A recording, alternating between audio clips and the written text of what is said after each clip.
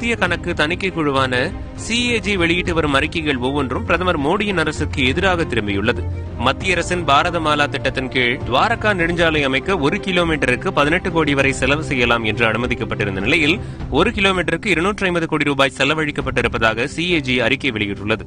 அதேபோல அயோத்தி மேம்பாட்டு திட்டத்தில் ஒப்பந்ததாரர்களுக்கு முறைகேடாக பணம் வழங்கப்பட்டிருப்பது CAG அறிக்கையில் தெரியவந்துள்ளது. உதான் திட்டத்தின் கீழ் அறிவிக்கப்பட்ட 774 வழித்தடங்களில் வெறும் 7% வழித்தடங்களில் மட்டுமே விமானங்கள் இயக்கப்பட்டு வருவதும் CAG அறிக்கையில் அம்பலமாகியுள்ளது.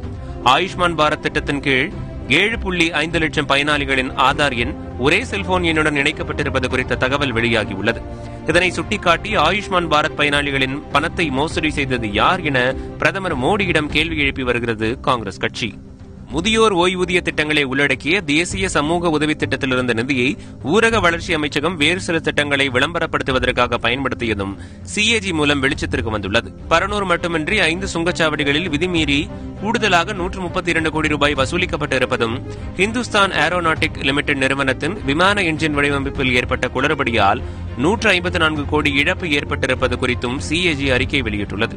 ஒன்றல்ல இரண்டல்ல, இவ்வாறு மத்திய அரசின் 7 திட்டங்களில் ஊழல்களும் விதிமீறல்களும் நடைபெற்றிருப்பதாக வெளியாகியிருப்பது பெரும் சர்ச்சையை ஏற்படுத்தியுள்ளது.